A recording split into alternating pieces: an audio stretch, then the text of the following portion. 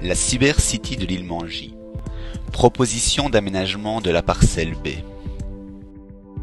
Dans le cadre de la zone franche de l'île Mangy, située dans la presqu'île du Cap Lopez et proche de la ville de Port-Gentil, la présidence et le gouvernement de la République gabonaise ont prévu la mise en place de la plus importante technopole de l'économie numérique en Afrique centrale. La parcelle B de la zone franche sera destinée à cette initiative. Sa surface, d'environ 410 hectares, se situe entre la parcelle F, destinée à l'implantation d'activités industrielles, et la parcelle C, destinée à un usage résidentiel. La Cybercity de l'île Mangy sera l'écosystème par excellence pour le développement et la promotion de l'économie numérique par le biais de l'installation de sociétés offshore spécialisées dans les technologies de l'information et de la communication. Elle fournira une plateforme stratégique et rentable pour les compagnies de ce secteur, visant les marchés émergents de la région d'Afrique centrale. Elle promouvra l'activité industrielle et stimulera l'innovation, tout en bénéficiant des avantages du régime spécial de la zone franche.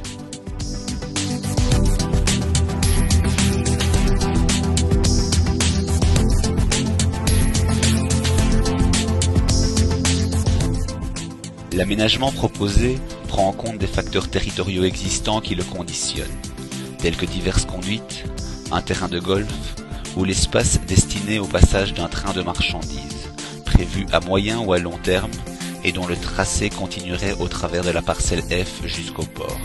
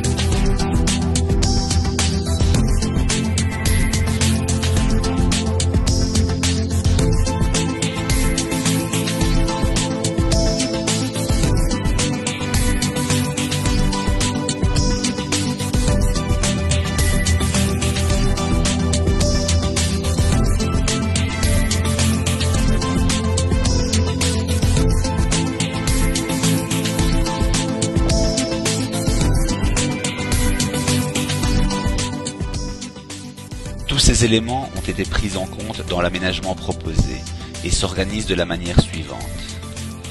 Un contrôle d'accès est prévu à l'entrée de la zone franche.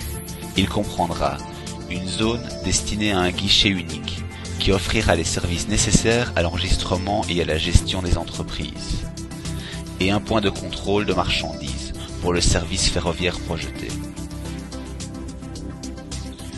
Une fois le contrôle d'accès franchi, la route de Port-Gentil Total sera dédoublée, de façon à y dévier la circulation routière provenant des parcelles à usage industriel et logistique, avec comme objectif de désengorger le tronçon d'accès à la parcelle résidentielle.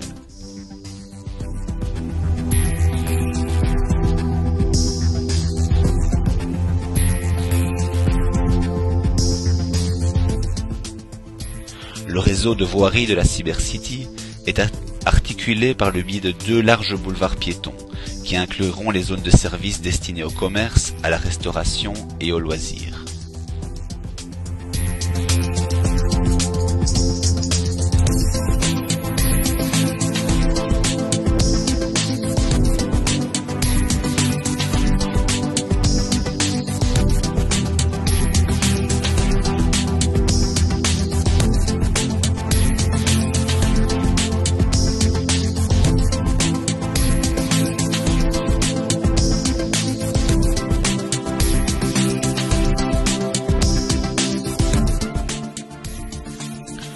Autour de cette zone piétonne seront organisées les différentes zones destinées aux activités prévues dans la Cybercity.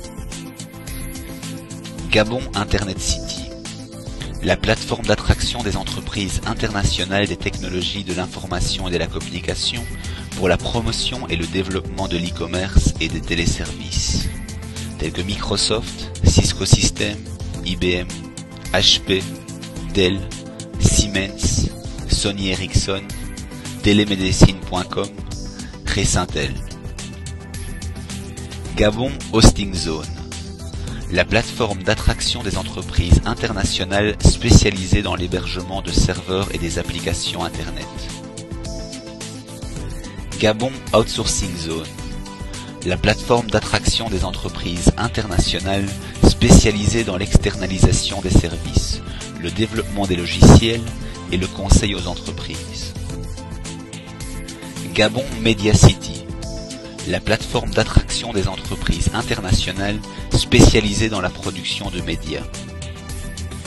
Gabon Studio City, la plateforme d'attraction des entreprises internationales spécialisées dans la production d'œuvres cinématographiques et de documentaires publicitaires.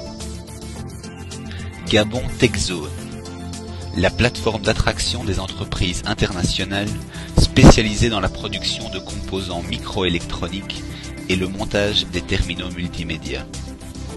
Gabon Knowledge Village, l'infrastructure de pointe et un environnement attractif pour une variété d'organisations destinées à créer et à diffuser la connaissance dans le secteur des technologies de l'information et de la communication.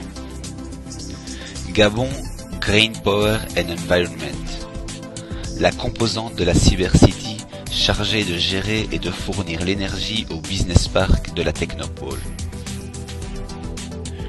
Le boulevard principal démarrera son parcours à partir de la parcelle logeant le plus important centre de convention de la sous-région, destiné à abriter les grands congrès internationaux dans le domaine de l'économie numérique.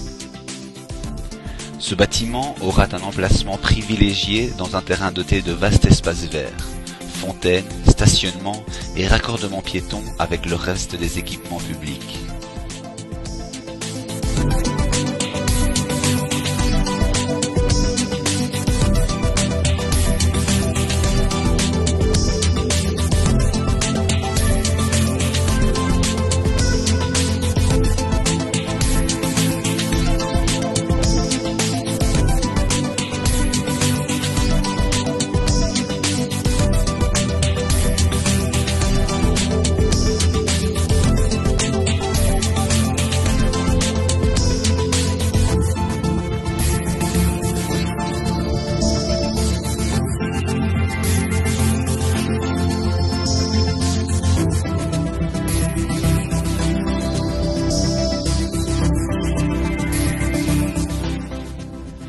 Toutes les activités se développeront dans un cadre agréable, favorisant l'interface urbaine par le biais d'un réseau piétonnier et de zones vertes boisées.